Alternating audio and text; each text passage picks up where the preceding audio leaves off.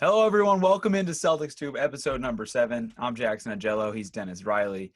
And Dennis, normally I feel like we would start this by saying things are bad. Since the last time we talked, the Celtics have gone 1-3 rather. But the bigger news is our big three topic. Number one, Jaylen Brown's season-ending wrist injury. And that begs the question, is the season over? I mean, I want to hope not. You never know. Like a few years ago, we had Kyrie and Gordon. Gordon was out the whole year, but Kyrie getting hurt before the playoffs, and we ended up making it to the Eastern Conference Finals. So, I mean, that miracle could happen. You never know. But this year, it just doesn't seem like anything like that's going to happen, especially with the way we've been playing recently. So I don't know, this Brown injury, I mean, it kind of came out of nowhere. I remember I saw it pop up on my phone from Twitter. I was like, is this real? I didn't even think he hurt his wrist. I didn't think he was out because of his wrist, but apparently he might have even hurt it during the OKC Thunder game, which was a few games ago, which would not be good on the medical staff, if that's Certainly true. not. Definitely not a good thing. But yeah, no, it's just sad. Just plain sad. Jaylen's a massive part of our team, and I don't know if we can make it that far without him, honestly. I mean, really, could the last week have gone much worse for the Celtics? Yep. Not really. You go 1-3, you lose a variety of close games, which has been historically on brand for the season. A couple of them also where they were down and then came back later in the game, but just didn't have enough steam in the end. Yep. And then Jaylen Brown, who was having his career best season. It was a career best season for Jaylen Brown coming into this, averaging 24 points a game. And without him, you kind of lose. Like with him and Tatum, you have a Batman and Robin, despite the fact that their numbers are relatively similar this year. Still, Tatum's clearly the 1A option. But without him, it just reduces that ceiling of this team big time tremendously. I mean, you can't escape that. A lot of guys on this team will have to step up.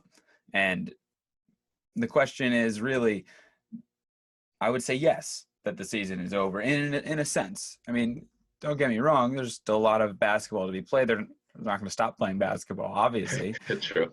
But what you thought of the Celtics this year and what a lot of, the optimistic Celtics fans out there, which after this week, I don't know how many there are.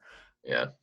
But the optimistic Celtics fans, I think, would have said to you, well, with this team, despite their record not being exactly where you may have expected them to be at the start of the season with the expectations for this team, there were so many injuries that you kind of also still have that hope as an optimistic person that, like, you haven't seen this team fully together for an entire season.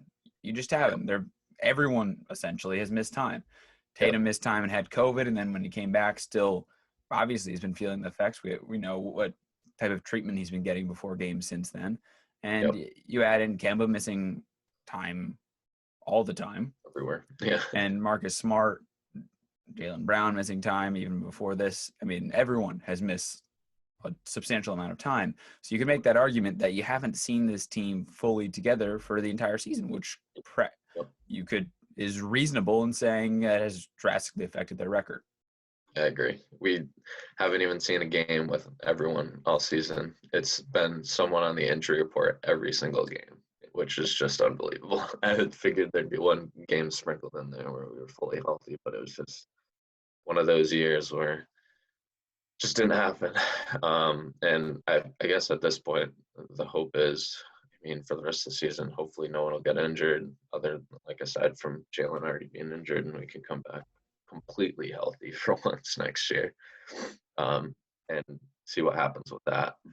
And next year will also be, you would like to think, at least at this point, a reduced impact of the COVID pauses and whatnot for a team, which was largely at the start of the season more what was affecting the Celtics. A lot of those injuries to start the season weren't necessarily something that happened in the game. It was more something as a COVID either scare or actually someone testing positive on the team. Yep. So, with that being gone, obviously that will automatically reduce some of the time missed for players. But Yeah, ideally, also you just expect general health to be better for next exactly. season.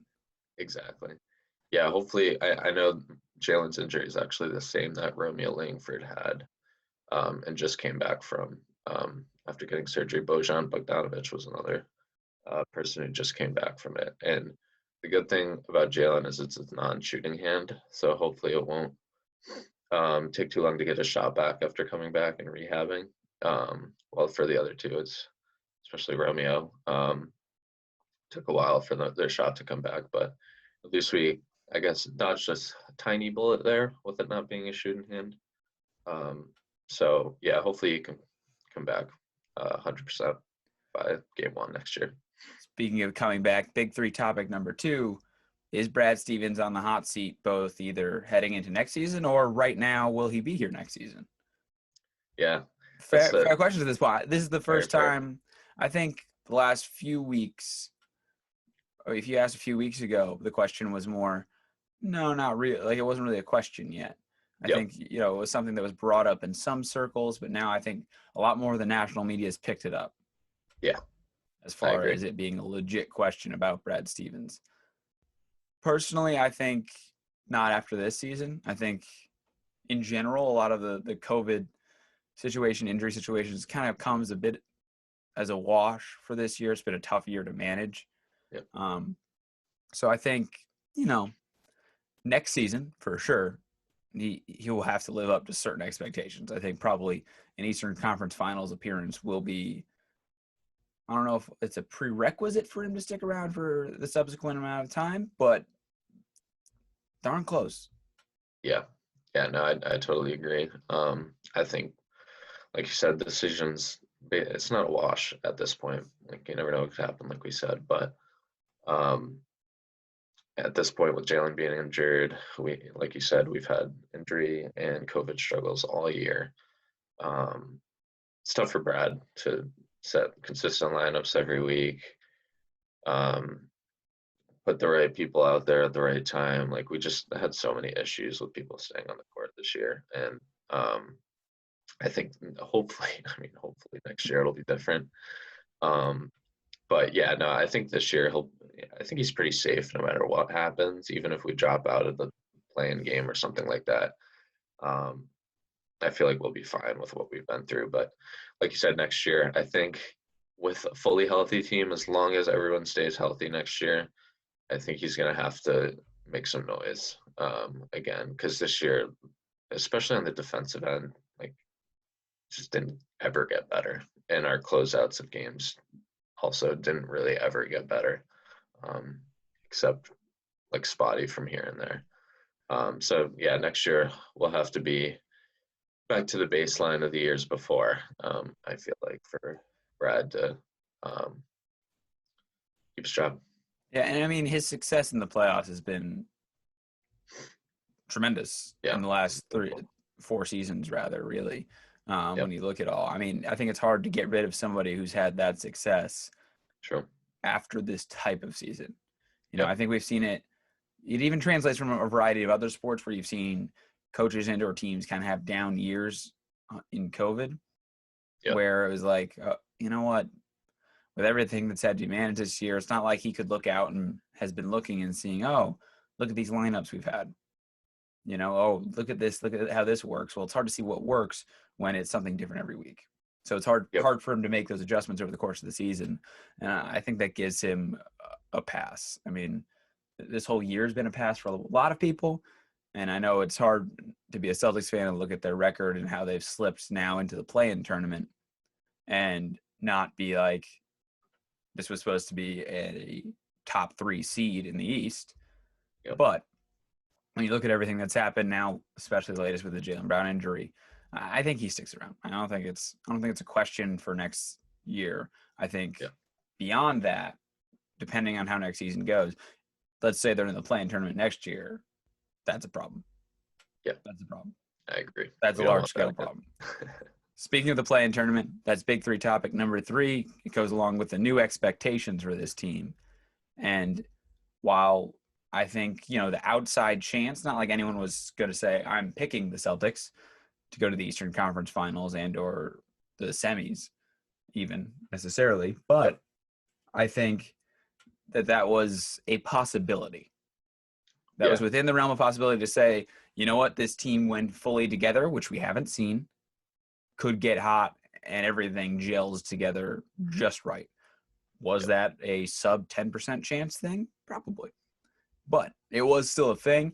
I think that's now, your 1 in a million type of situation. Your perfect confluence of events where someone like Terry Rozier comes out of nowhere to turn into a point god for a couple series. And I think that would have to be someone like, Evan Fournier would have to step up. Because, you know what you have from Kemba and you know what you have from Jason Tatum.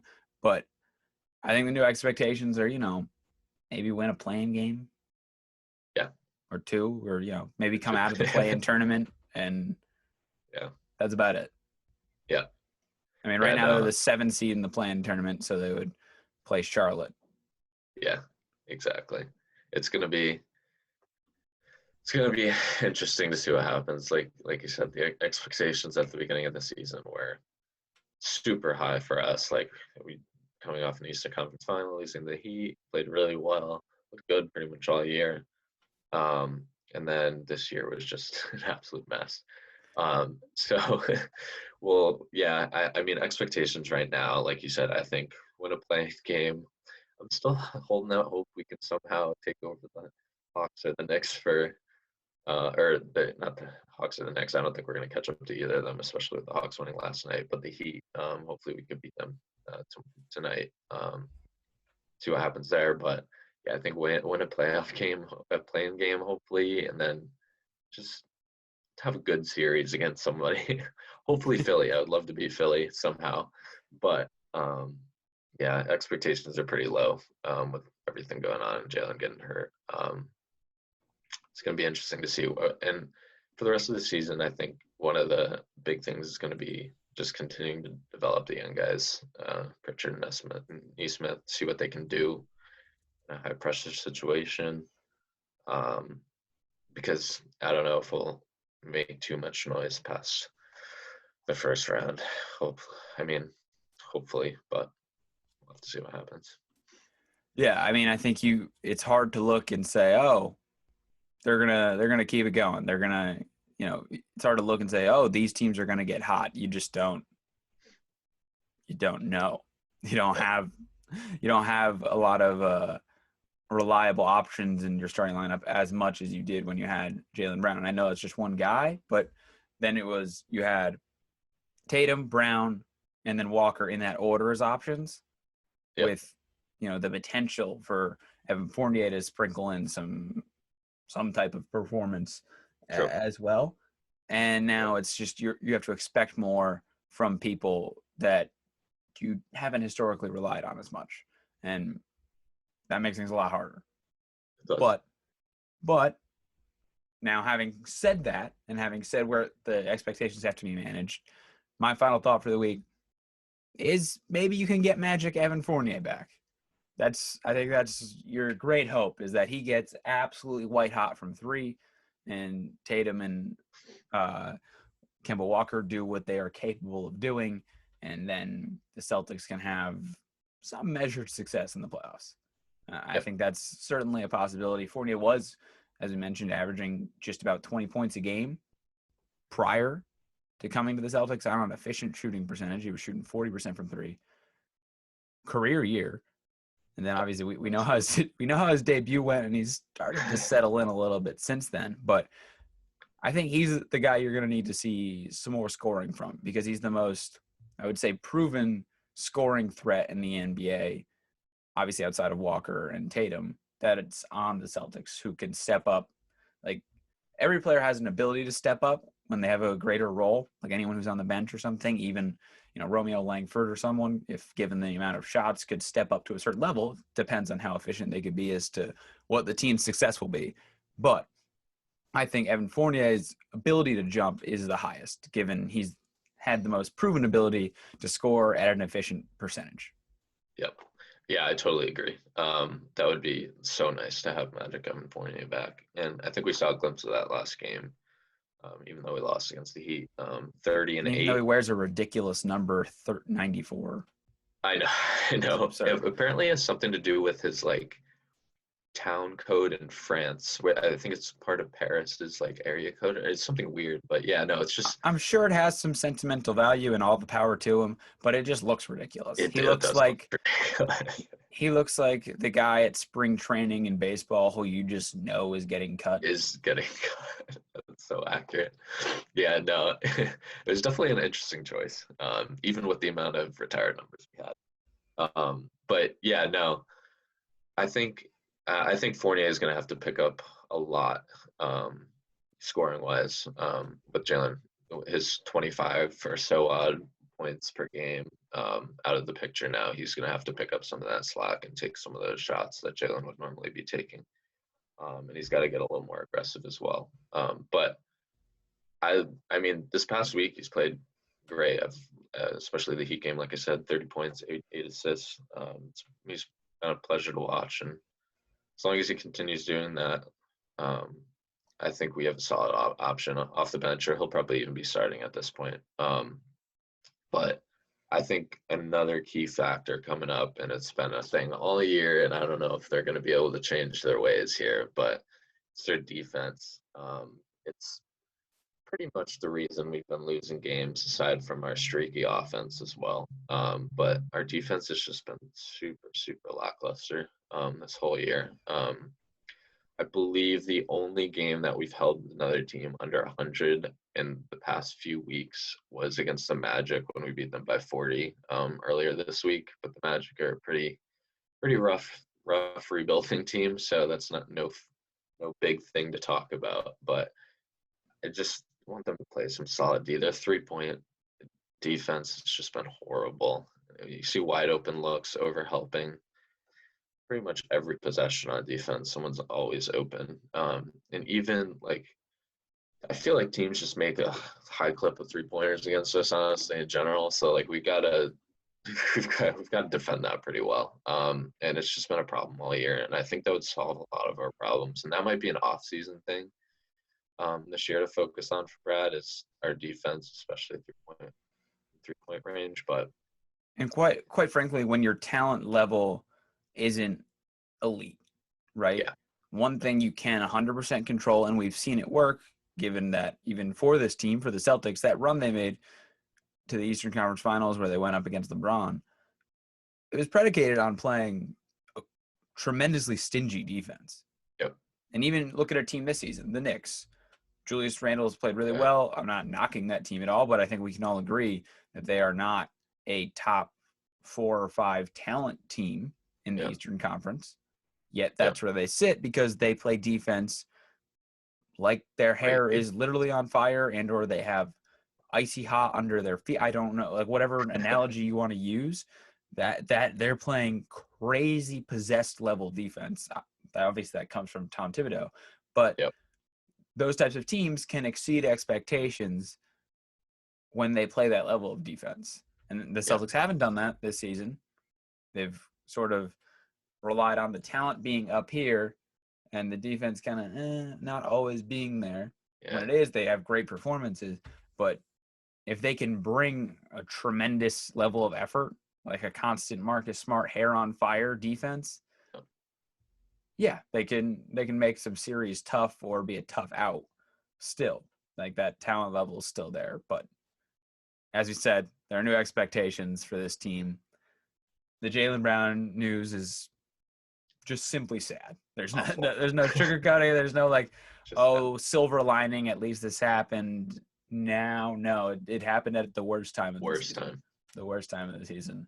Could be worse. We'll see what the play-in's like. The Celtics are likely to learn what that is like. Yeah, I would say very, very likely. Just over this next week, you have a couple games left in the season, just 4 now, and they're 2 games back to get out of the play-in tournament. We'll see if that happens. We'll talk about that next week and preview the playoffs. I'm Jackson. He's Dennis. Sorry for a sad episode, but we'll see you next week.